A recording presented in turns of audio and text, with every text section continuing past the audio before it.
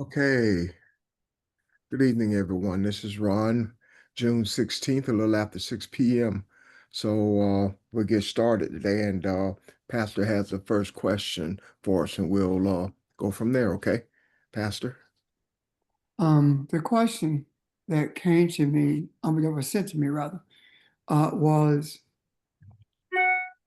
okay, Belon, what was the earth called before um, it received the simple name of earth? What was the first name of the earth? And the first name of the earth is Akebalon. I do understand the reason the question came. When we speak of Akebalon, we speak of the children of Akebalon, and we speak about um, the meaning of Akebalon. And the way we have been using it contextually, it sounds as though we're only talking about what is commonly called Africa. However, um, Akebalon being the oldest known word on earth, means the garden of life. And the first people in the garden of life were those who are called Africans now. And the continent of Africa is where life started. However, the reason that Akebalon covers is the name of the whole earth is because the whole earth is the garden of life. And each group of people on this earth who were brought into this earth um, are descendants of the people who we commonly call African. All of us, all the Africans came from the womb of one African woman. And from the African genes came all other people in the earth. So when the people in Asia were brought into existence from the genes of the African, then that space where they were brought into life was on earth. So wherever life was brought into this earth, that's also a Akebalon. Yet it still references the original people on the earth. The earth is actually the place where those of the descendants of the people who were first on the earth is actually a place where creation takes place by them, by us. Meaning that from the genes of the African came all people. So every time there was a different group of people brought into this earth from the genes of the African, that also is the place of life. Does that make sense so far? The garden of life. So this also means that every space on this earth is a part of the garden of life. And since all people who exist in this earth came from the womb of the original people on the earth who are called Africans, that means that the created beings from us are every person who occupies the earth. That in itself speaks to the divinity of the first people on earth. Does that make sense? Yes.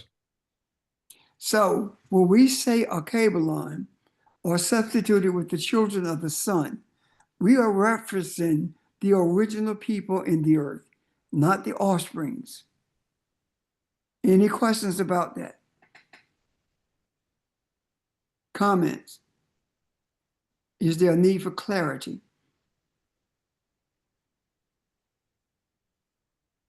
For me, just a little bit, not a whole lot. All I'm saying is that and let me use these colloquial terms like Africa, okay? The Africans are the original people on the earth. All other people came from the African. So that speaks to the divinity of the African because it brought into existence people that's different in terms of identity to them culturally, etc. Does that make sense? Yes, sir. Okay. Thank you. Ron? Thank you. I GC, got one more question. I got one more question before you get started, Ron. yes, Now, sir. it used to be about, they just saying, it's about color. It ain't about color. It's just the blood is the same. And I'm saying to myself, if it wasn't about color, is Let we me help seeing you, color Paul. different? Let me help Huh? you, Paul. Let me help you. All right. Color was not a factor that described the different groups of people on the earth. The color of the skin did not matter. The major faction of differentiation between people on the earth was culture. That culture speaks to their spirituality or lack thereof. Culture also speaks to their art. It speaks to the educational system, everything that constitutes a community or a nation that is different than another group of people speaks to culture. It has nothing to do with this made up thing called race. The last people on this earth who were satisfied with killing each other, the people of European descent are the ones who made color an issue in the early 1700s. And that was for the justification of slavery and for establishing a sense of superiority over all people who did not look like them. And that status or that sense of superiority has been cultivated to the extent that a great number of the people who don't look like people of European descent have acquiesced to that and treat themselves as though they are inferior. And the strength of establishing white supremacy or European supremacy in the earth based upon race was actually codified in 1884 in the Berlin Conference, when the different countries of Europe came together in Berlin to divide Africa for the express purpose of exploitation. And the reason they came together to do that is so that they would not be fighting each other over different sections of Africa for resources. In example, in Congo and Nigeria, where the king of Belgium killed, some say 15 million people for rubber, just to exploit rubber. So the Belgians were not fighting the English who were in Ghana. And the English were not fighting the French who had taken over what is now Burkina Faso, what was Upper Volta, Benin, those areas. So in order to justify what they were doing in the early 1700s, they did that. However, the codification of it came when the world of Europeans met and divided the continent. Why was that so important? Because there is no other body of land on the face of the earth that has the mineral riches that Africa has. At that time, it was about gold, rubber, oil. Of course, now we know it's about quite a few other earthly minerals that have been found in Africa that gives us the privilege of having cell phones, computers, etc. Does that make sense? Yes. So, Yes, that makes sense. okay. So now that we have this understanding that is the whole continent, that also speaks to something else. It speaks to the responsibility of the children of the sun, the original people. The responsibility of the original people is to make sure that the land masses on this earth that are occupied by people are brought to a understanding that goes far beyond murder, rape, pillaging, race. What am I saying to you? It is incumbent upon the African or those who are the original people to bring a spiritual mindset to all other humans in this earth.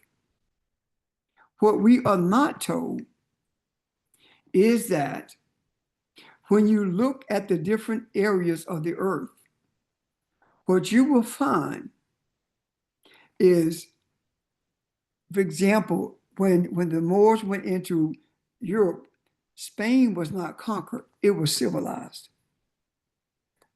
When the people of that continent came into the Americas,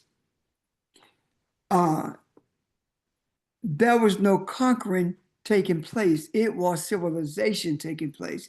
And when Europeans came to America, what they called Native Americans were actually Africans who had been here for 10,000 plus years. So all of these things that has come into play since we have brought into existence all these other people, it is incumbent upon us to bring order to it. And that's what we are endeavoring to do now. And the primary source of our understandings as we travel this journey in search of order is understanding the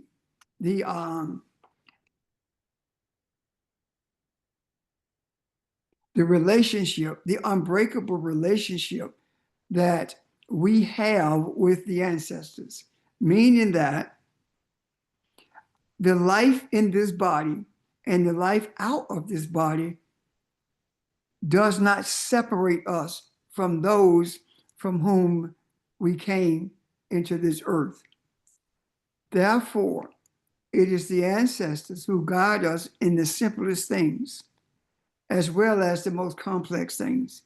And now that we have embraced this on a broader scale with spirituality rather than politics, we are beginning to see the chaos that is necessary in order for us to be able to bring harmony to the earth.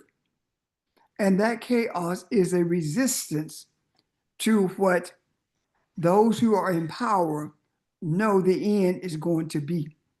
And that is not, the end is not for people to be manipulated or enslaved.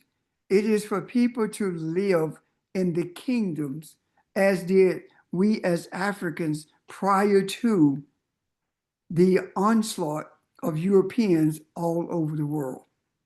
So though the history of kingdoms in Africa must be repeated, just as the other factions of history are repeated that we often talk about, especially when we talk about the Reconstruction after the enslavement in this country.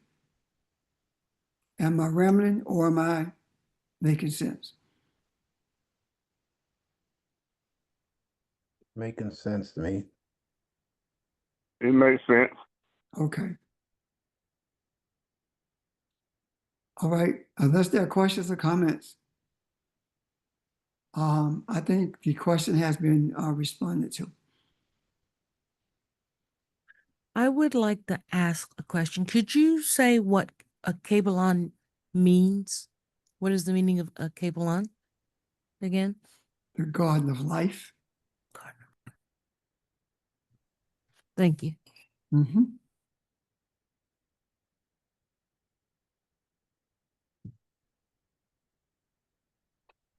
Hey, Pastor, I have another question. Mhm.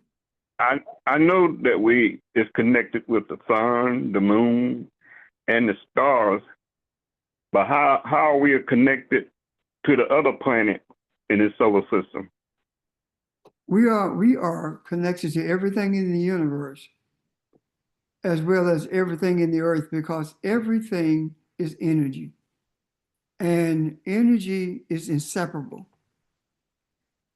The way you utilize energy determines whether it is right or unright. For example, the same electricity that operates your television is the same energy that operates your television is the same energy that cranks your car.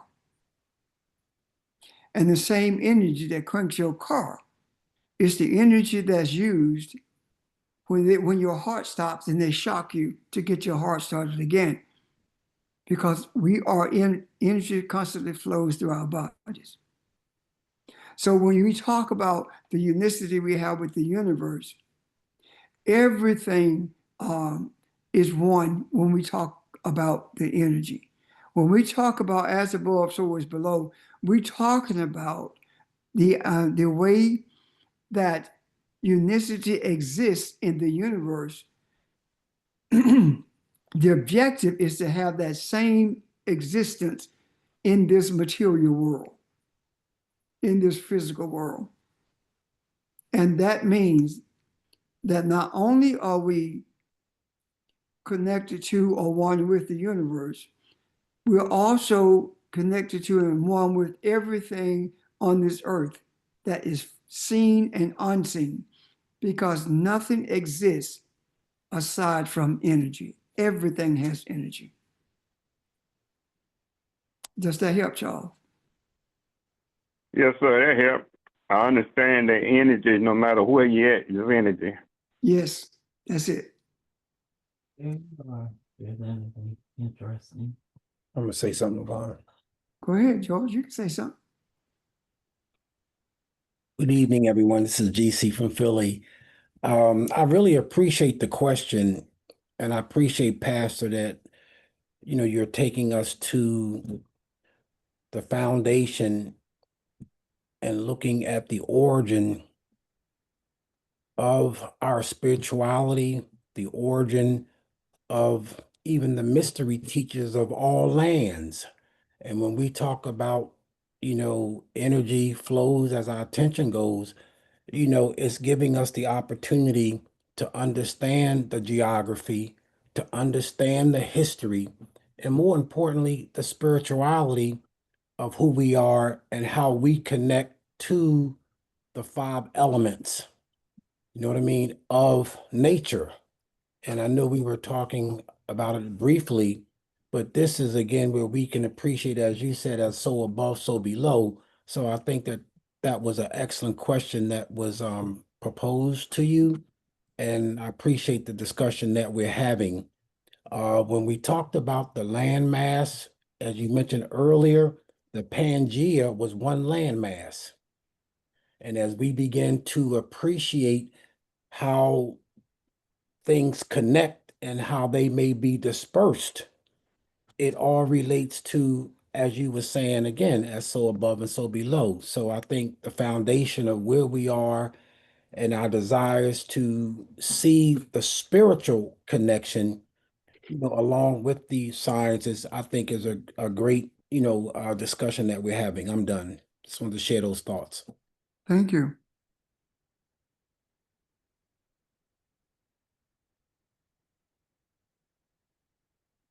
And Anyone? Pastor, Yeah. I just realized what the soul was.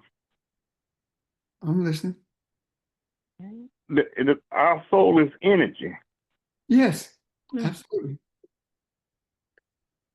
Thank you. Mm-hmm. Thank you for the observation.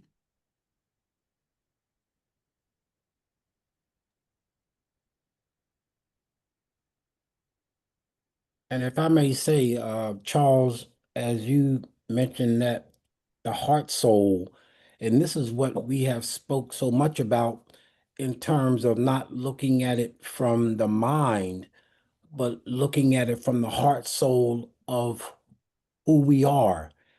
And so when we look at spirit, it gives us, the opportunity to be able to appreciate when we say energy. um, I guess the theologian may say that, God is spirit, can never be destroyed, never created, always was, always is, moving in the form and out of form. But the energy, or the physicist may say that energy can never be destroyed, never created, always moving in the form and out of form through form. So I think it's just different ways that as I read, I'm just trying to see, as you mentioned, that is energy and spirit. So that's again how I'm seeing it, Pastor, in terms of just trying to look at compare the two. I'm done. What you actually said just now really is that there is no such thing as death. If energy cannot be destroyed, then that means you can't die because you are energy. Not only that, but it also says that you've always existed. Because if energy was neither created nor can it be destroyed, is moving in form and out of form, then that means that we've always been here. However, the difference is that the body has not always been here. This physical form that's called human has not always been here. But the energy, the spirit has always existed. Does that make sense?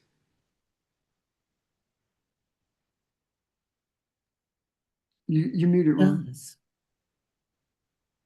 It does make sense. I just think he has not always been here. Here may not have always been here either, because without the human, I don't know, I don't want to get too technical in this. Yeah. Uh, Earth is simply, this physical earth is simply a cradle for life, yeah, for spiritual life, and an opportunity for that which is spiritual to have a physical experience while at the same time not giving up its sense of deity, its creative abilities. It has to be that way. Why? We call them inventions, right? Mhm. So where did these inventions come from? Where did the idea of them come from? It's not a pattern for anything in this physical world. So it takes excuse me, it takes divine thoughts to bring into existence something that never existed. When we talk about an elevator, the mechanism for bringing an elevator into existence, where did it come from? Where did it come from? The idea or the mathematics that it took to build the pyramids. Not only math, physics, came into play as well. So where did all this come from? This is the divine mindset. And that divine mindset, hold 1 second, please. I want to finish.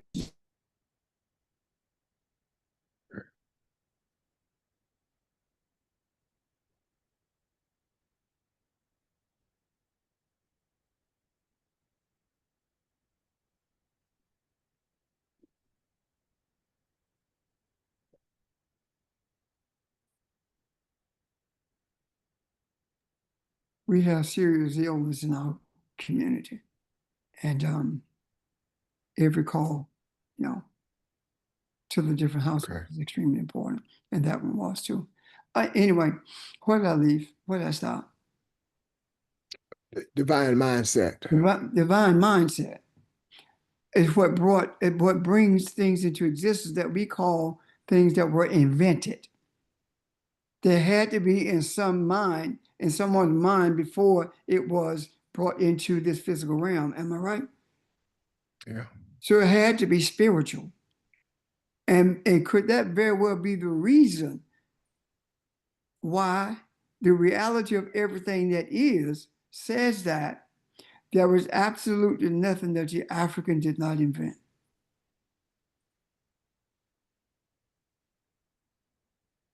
Doesn't matter who claimed credit at the patent office. What matters is who actually brought it into existence. Yeah. If I've made a chair and you made a different chair, you still didn't create that chair. I did. Because the first chair was in my mind spiritually before it came into existence. Once you saw it, you saw something that you wanted to do with it, but you did not create it. Does that make sense? So the improvements is not creating. Improvements is what you see after something is brought into existence.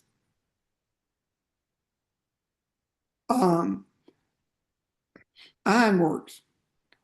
How is it that you can see dust on the ground and you recognize it as iron, and then you figure out a way to smelt that iron and mold it into a fence or to mold it into a stove or whatever you make it into? Where did that come from? There had to be divine ingenuity. If it had not been for the children of the sun who were enslaved in the Caribbean, in Trinidad, not Trinidad, I'm sorry, in Jamaica more specifically. The enslaved people who were brought to Jamaica were workers of iron before they left Africa. And they set up a iron smelting a factory or whatever you want to call it, plant, I don't know how to describe it. And they were smelting iron. And they were making objects from iron. And when the British found out, they sent a contingency of troops into Jamaica and took the smelting machinery away to Europe. And they forced the Africans not only to continue smelting iron, but to show them how to do it. Why am I telling you all of this? If it were not for that, there would not be skyscrapers. There would not be 10-story buildings if it had not been for that. And there would not be weapons of mass destruction. No weapons of mass destruction. Right. So what I'm saying is, it is divine ingenuity that brought these things into existence, and the energy of chaos, the energy of unripeness took these things and made them into something to destroy humanity or to destroy those who did not agree with them. Does that make sense? So now, since this divine ingenuity resulted in these things being the way that they are,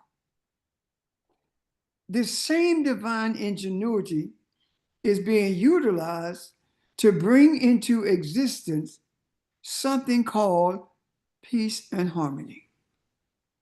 Not something that you can take the earth, take minerals from the earth and construct, but something that comes from the spiritual essence, the spiritual energy of those who occupied this earth first.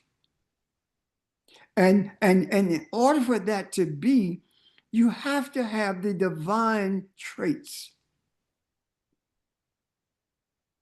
And divine traits are loving kindness, forgiveness, mercy, etc. And because of these divine traits, and because we were here before anyone else, we realized something. Since our generosity was taken for weakness and we were manipulated, and as a result, murdered in order to take what we have, had, and have, now it is up to us to use that divine energy of thought to bring earth back to balance. And the thing that has caused us to be derelict in doing that was the interruption of slavery, the interruption of colonization and imperialism. And the major thing that hampered our collective thoughts, the main thing that kept us from being able to do this is the idea that we are separate. Now that we realize that all of us are one, we are the ones who brought everyone into this earth. So now that we understand that the ancestors are the ones who are guiding us and have always been poised to guide us, and quite frankly, has always guided us without us knowing it, and we called it intuition. Now that we have embraced the reality of this, we have a renewed sense of identity. And with this renewed sense of identity comes an understanding that we have innate power that cannot be conquered or destroyed or limited by anyone except us. And following the guidance of the ancestors, we are now creating spiritual essence or spiritual energy, meaning that we are creating loving kindness in the hearts of others. The ironic thing about it is, in order for those who we are seeking to bring to a place of civilization, they must have to suffer because of the mindset that they have adopted. And that mindset that they have adopted is that the people of African descent are less than anything on earth, they're less than human, they're savages. Yet, you come into my continent, you come into my nation, and you kill 15 million of us. You come to the Americas and you kill, you wipe out all the life form there that's in human form. And then you call them savages.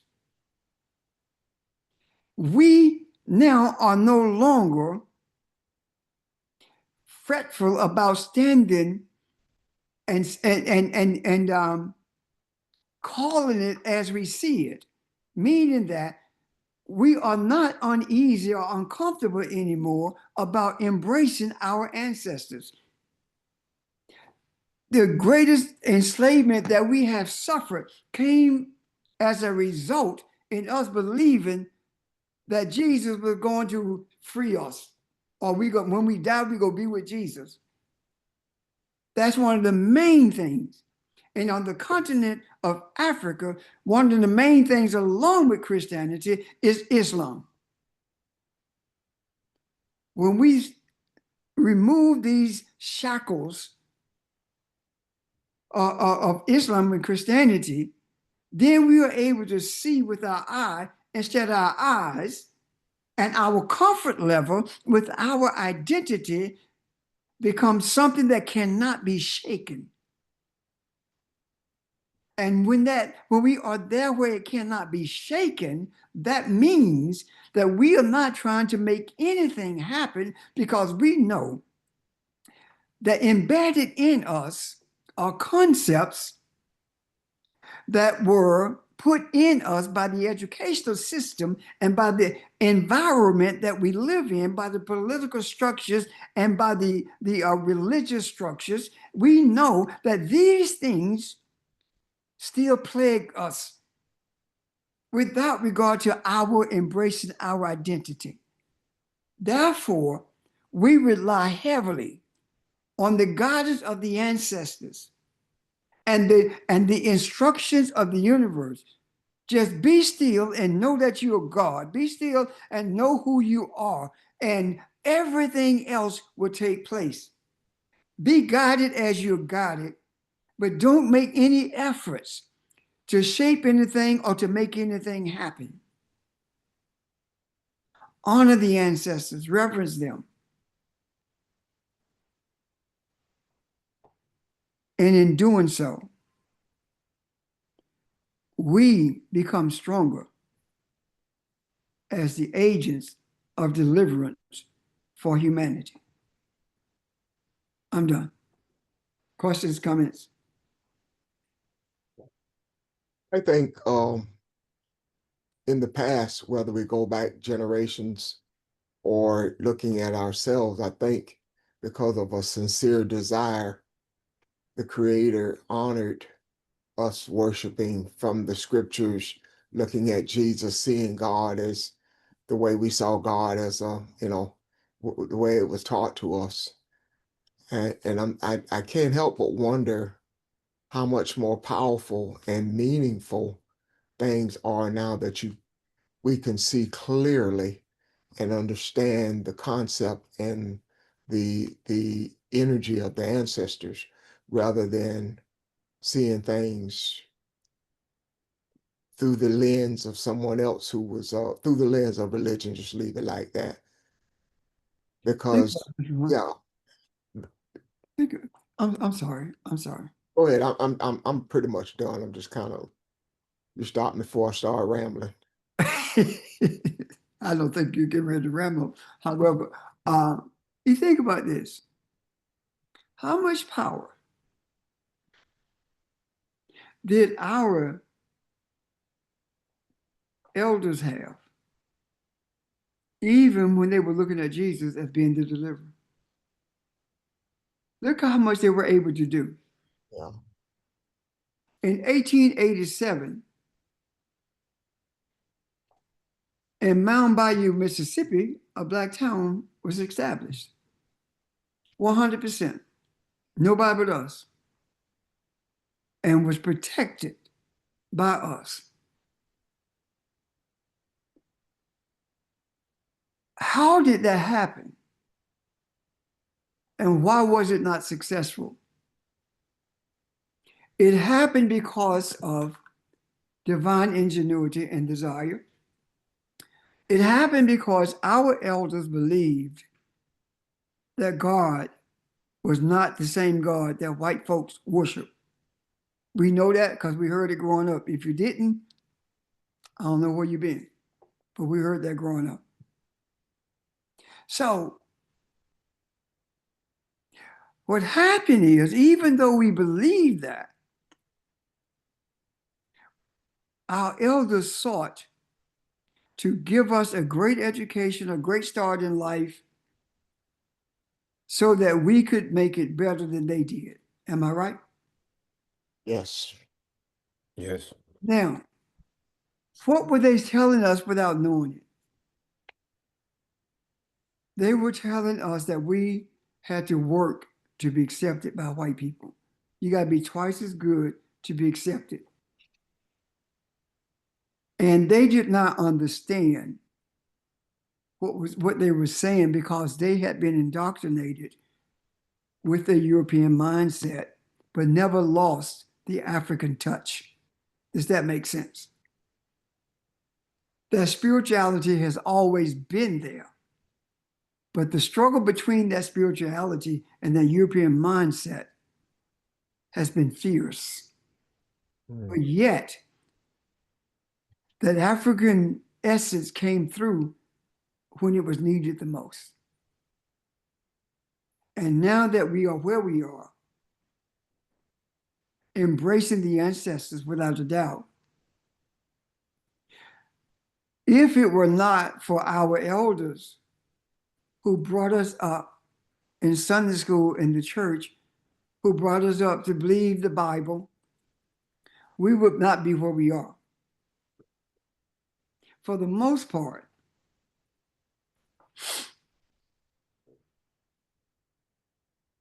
we were able to ask questions about what we did not understand in the scriptures. And because of that, we were actually we were actually being,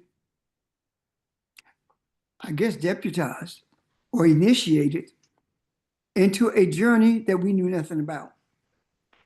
When we were able to ask those questions, and we got grown, we kept asking the questions, and we got no answers. We started searching on our own, and doing that search, we thought we were on our own, but the ancestors were guiding us, and they walked us down the road of religion until we got to a bridge that connected us to spirituality. And when we crossed that bridge into spirituality, the bridge did not cave in. The bridge is still there for us to walk others across. And if it had not been for our elders, we would not be where we are. We never would have crossed that bridge. No different than the scripture, what we were taught about Moses learning the ways of Pharaoh, right? We were taught the ways of religion so we could understand what was to be kept and what was to be thrown away. We understood the Bible as it was taught to us, and that has given us greater insight into the written messages that our ancestors left for us. And that is the reason we are able to look at the same scriptures that religion taught us and see the spiritual power in those scriptures that were never lifted from the scriptures to us by those who were standing in the pulpit, because they did not know how to do it, and those who could have done it didn't. There was a greater understanding in the religious minds of the enslaved than there was in the mind of us not being in slavery. Example. When we talk about hooping in religion now, it's simply entertainment because ain't nobody saying nothing. However, the origin of hooping was a message.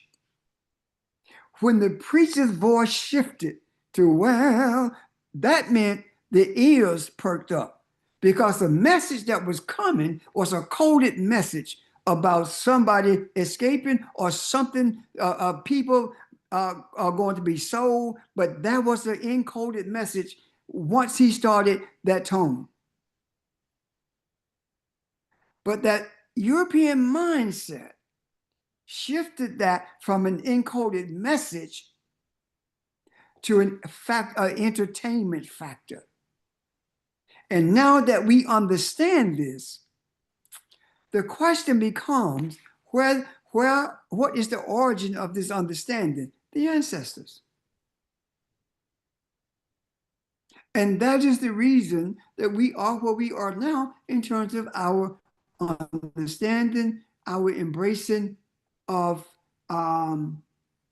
spiritual essence of who we are. Now I'm gonna stop running before I start rambling. No, seriously, you understand what the point I'm trying to make are the points. Is it clear? Is it making sense? Can you see the journey? Exactly. Yeah. Yeah. You're making it more clear, definitely. Thank you. Yeah. Could you spell that word, Kabalon? ALKBULAN.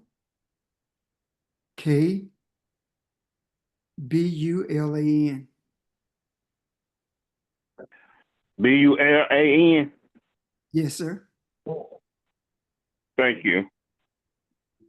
You're welcome, sir. Now keep in mind that Okabalon means the whole of earth, right? Mm-hmm. So those who stopped calling it Okabalon and called it Africa, right? They were using Africa as a landmass separate from everything else. However, if you intended to substitute the word Africa for Kabalon, then Africa means the same thing. It's just in a different language. Does that make sense? You tried to diminish a Kabalon by calling it Africa. And if you substituted that word, it didn't take the power from it. That's what I'm saying. The essence and power of that word remains. Okay.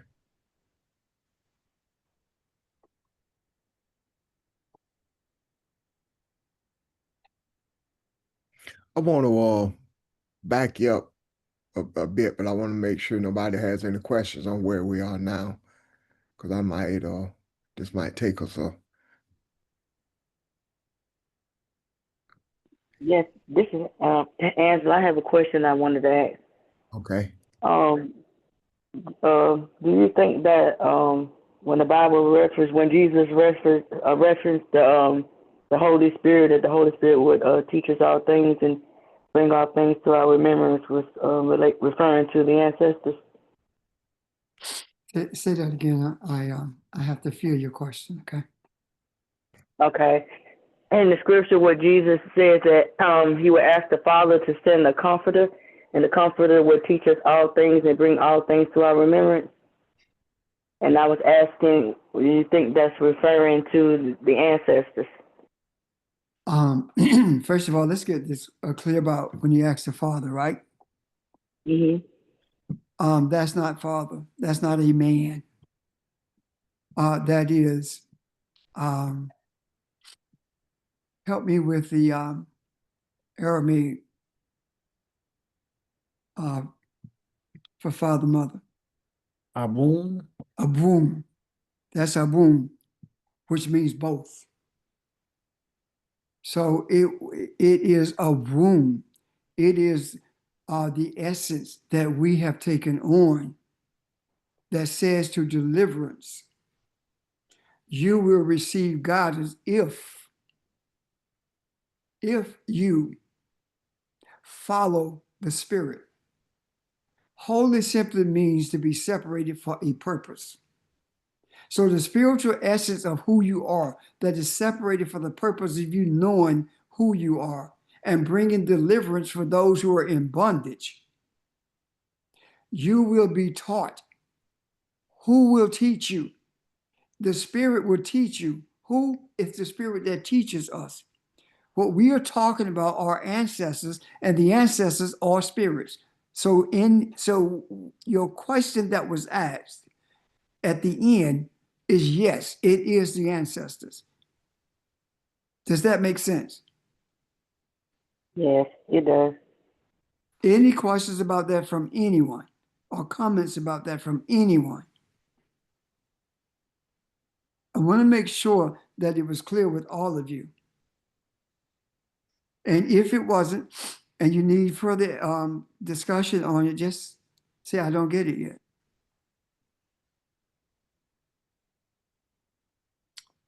Okay. Expand on it just a little bit more, Pastor.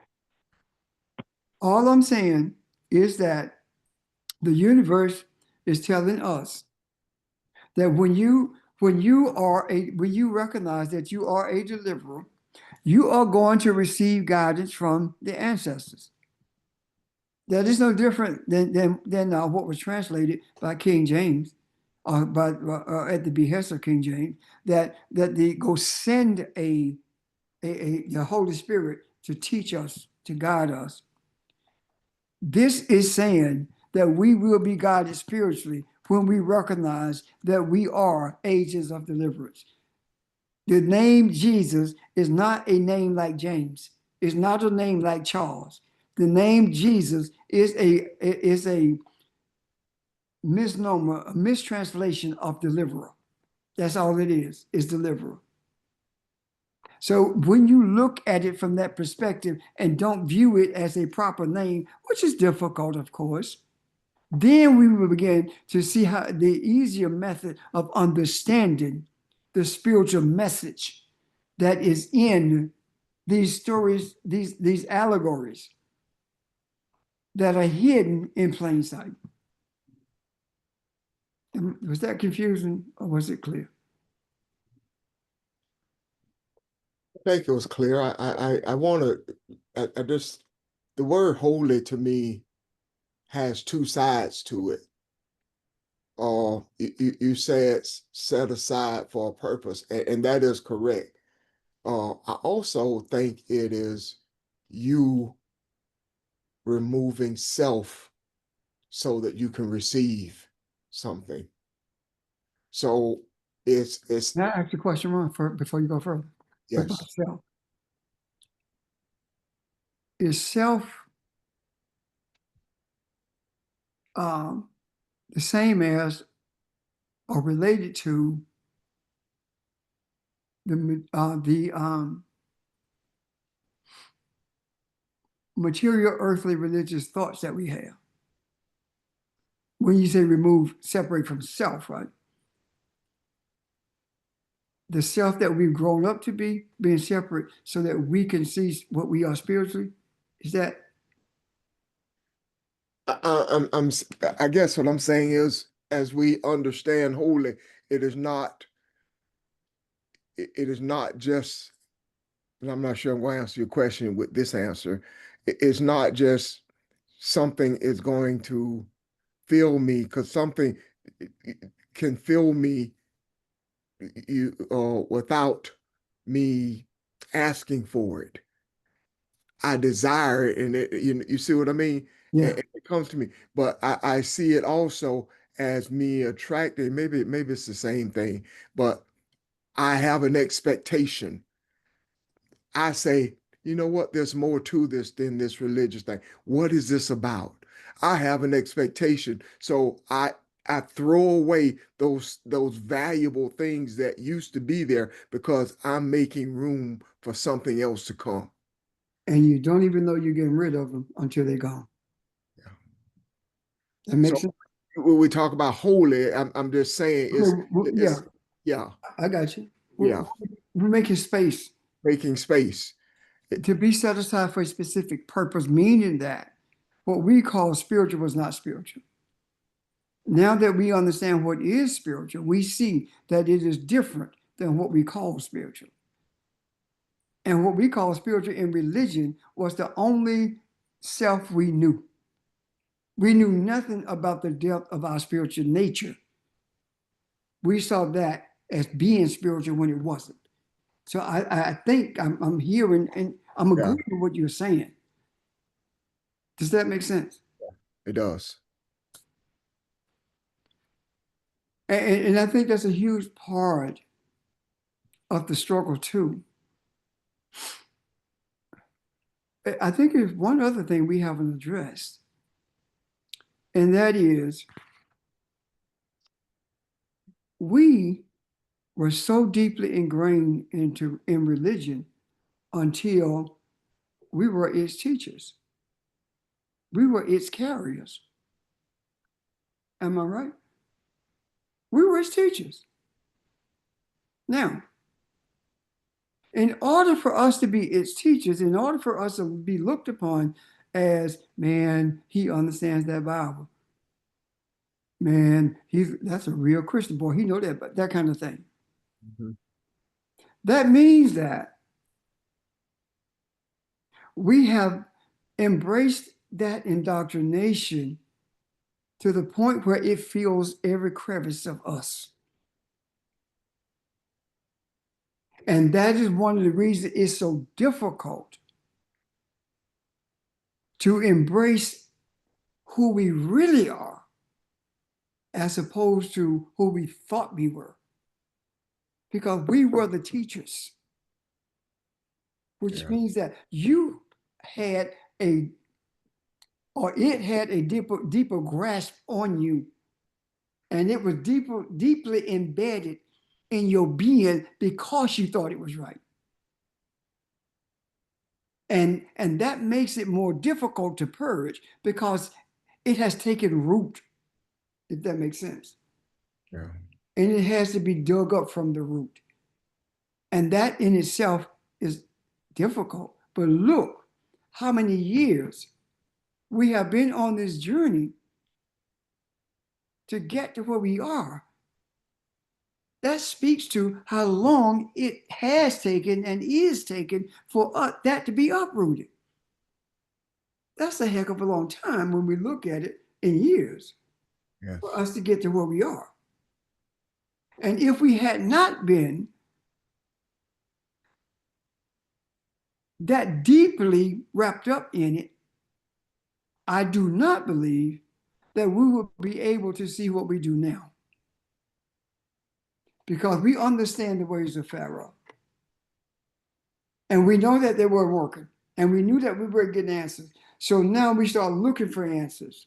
And as we find answers and get clarity, then this concept is gone because we see what it really means now. Like Mhm. when we're talking about Abraham, we know this concept of Abraham being the father of nations, meaning physical people who accept Christianity, that's gone. So that's been purged. So we understand that when it talks about Abraham, it is actually talking about masculinity embracing spirituality from Abram to Abraham. We understand that concept. So that other one has been dug up by the root. And we continue to do that as we go forward. That makes sense. It does.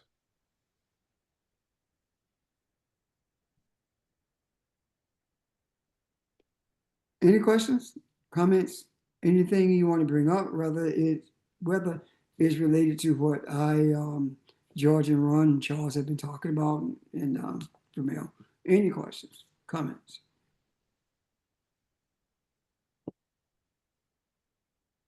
I have one question, man.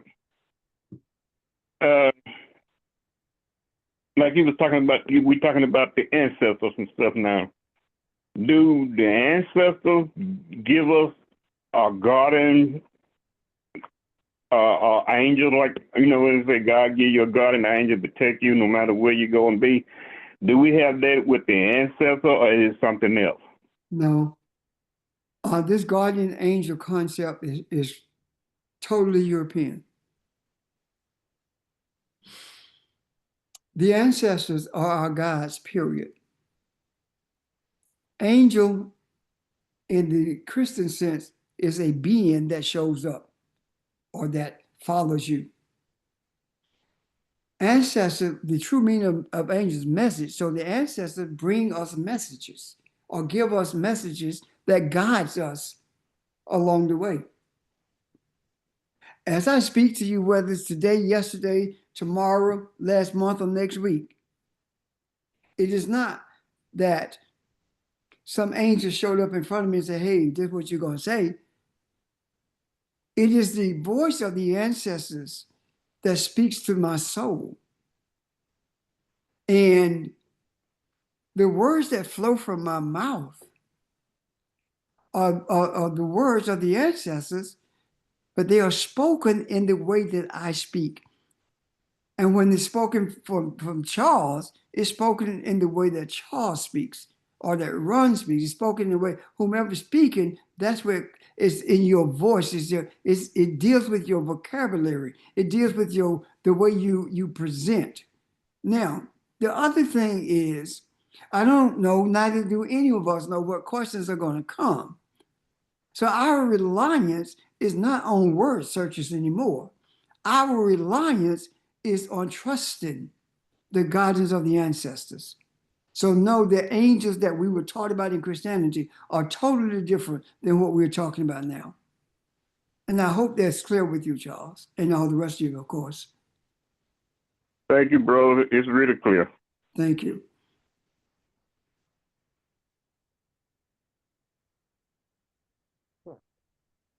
This question may take us off a bit. Maybe we can talk about it another time.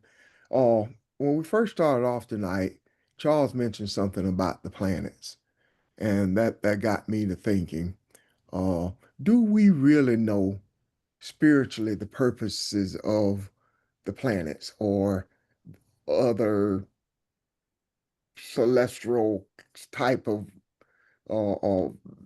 worlds out there, if they're there? The two things that we do know is this.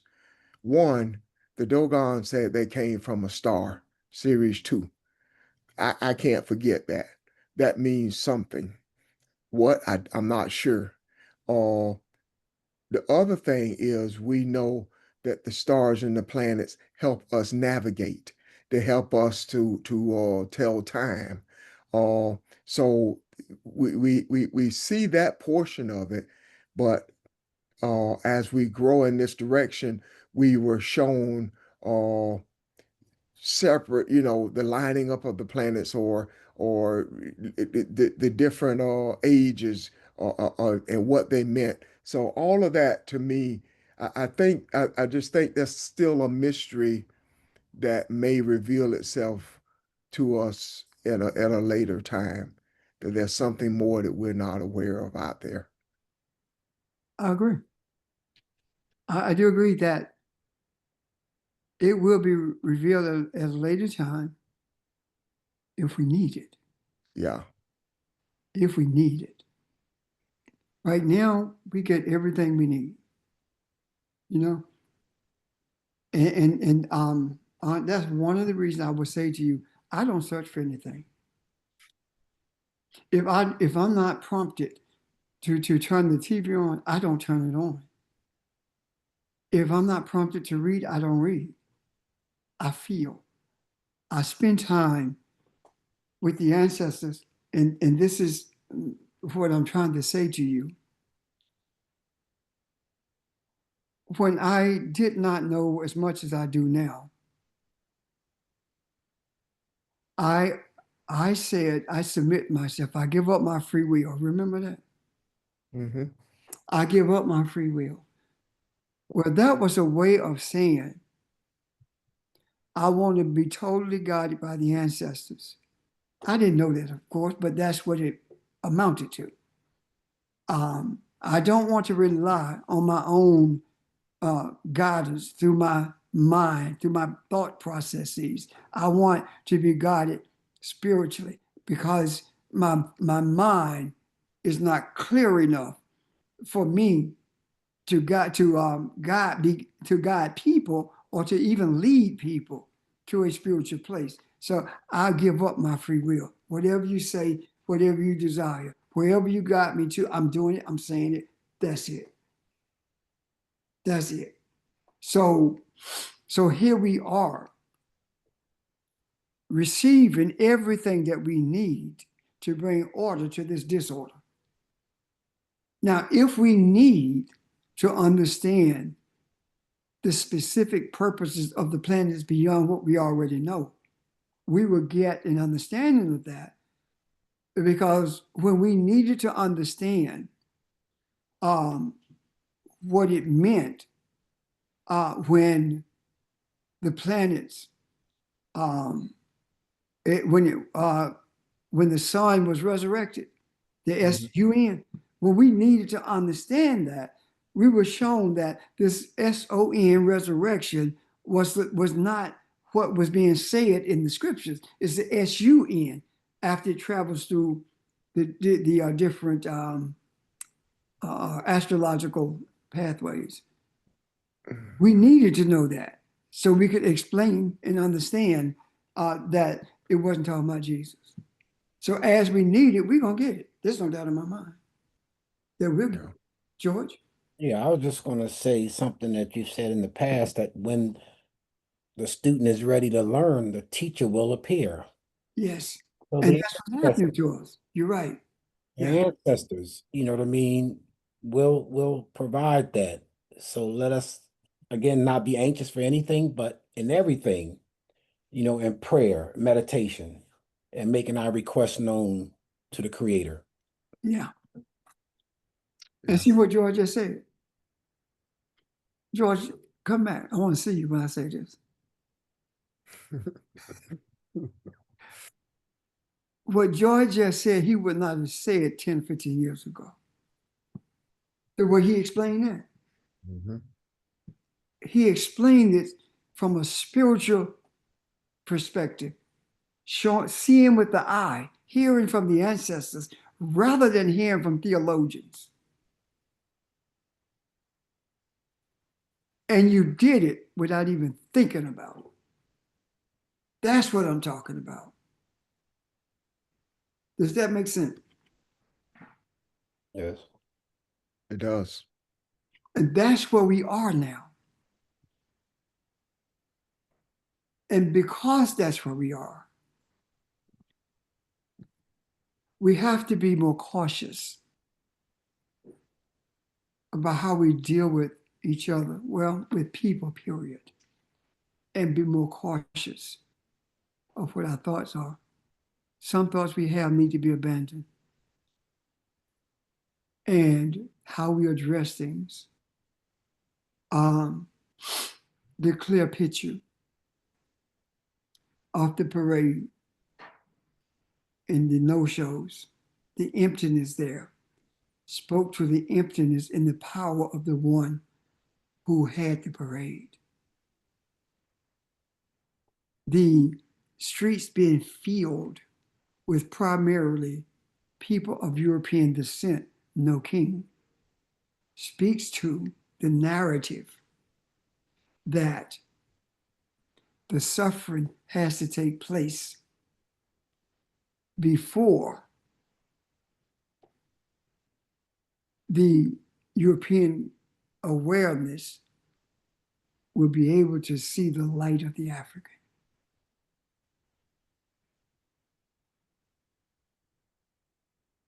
They know who we are. That's why they don't want us to know our history. They know who we are. They know that we are the deliverers. They know that once we embraced that we are one people, regardless of where we are located. We're Africans, whether it is in Jamaica or France, whether it's in France or Russia, whether it is in Russia or Rhodesia, it doesn't matter. We are Africans. And now that we see that and embracing that, they understand that we are unstoppable. And those who get tired of suffering are looking to us for deliverance. They look at the civil rights movement and talk about our expertise, but they don't understand that that's not what they're seeing in us. Our expertise now is understanding that the margin in the civil rights movement showed us what was not going to work. And now we're seeing what is working. And that is those who don't even know about the ancestors, those who deny that they're African. I'm an American, I'm not an African. It doesn't matter. That sense of your origin, you heard what the ancestors said, and that's why you're not in the streets. Do you think that all the people who look like us, who are not in the streets, understand that the ancestors are keeping us from being in the streets? No, no. They're embracing something that they feel strongly about, but they don't know why they feel strongly about it. And do not think for a moment that the oligarchs who run this nation or run this country and this world don't know who we are. They know. And in knowing this, that is why they fight so hard to talk about democracy, because it doesn't exist, never have. Let me share this with you. You will not find the word democracy in the Constitution, the Bill of Rights. What is the other document? The Declaration of Independence. You will not find the word democracy in any of those. Neither will you find it in any Constitution of any state in this country. Not one word about democracy. Why? Because democracy is a system that abides by the will of the people. A republic abides by the will of the oligarchs, the rich folks. And they use that word democracy, and they put you out there to vote to make you feel like you're part of a system that doesn't exist, because they know something.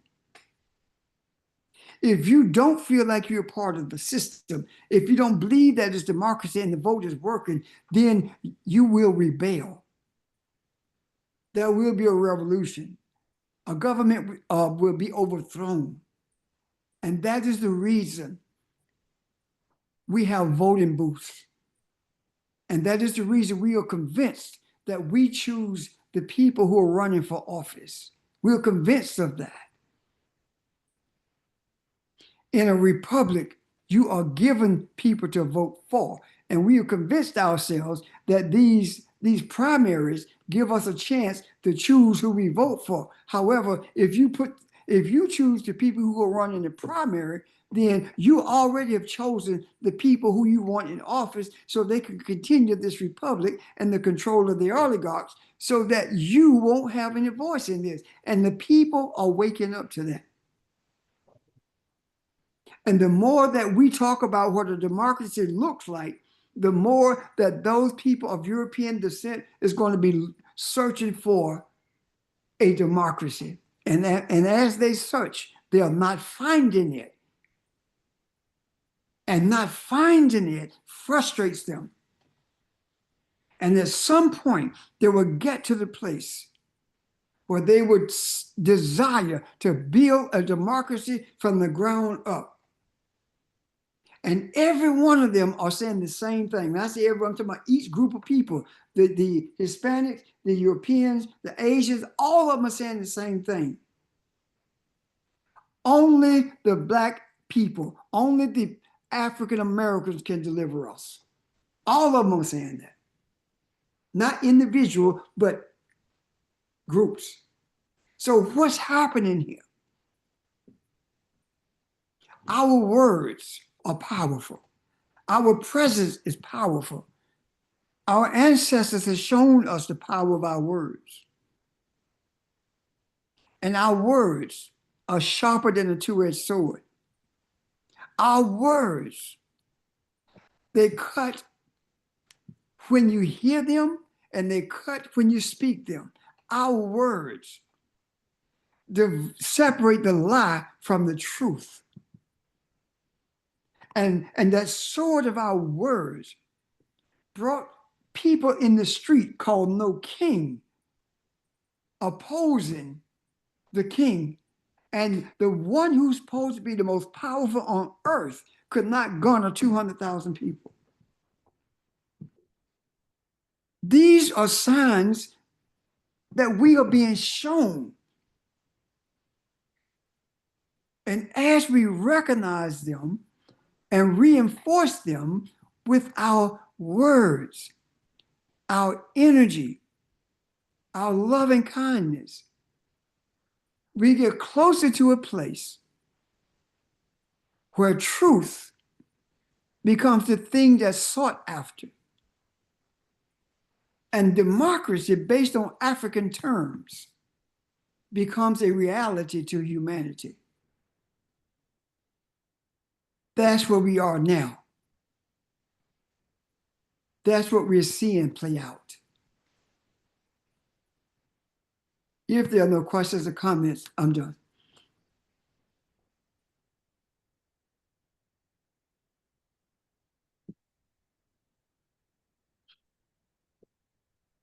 Anyone? Questions, comments? Great evening. Ashe. Ashe. Thank you. Sure. Your energy has been awesome this evening. Thank you, everyone. I hope that you have a great week. And anything comes to mind, please jot it down and we will begin again Saturday morning. Okay. Thank you, Thanks guys. again. Take care, family. Thank you. Take care, Thank you, everyone. everyone. Bye-bye. Bye.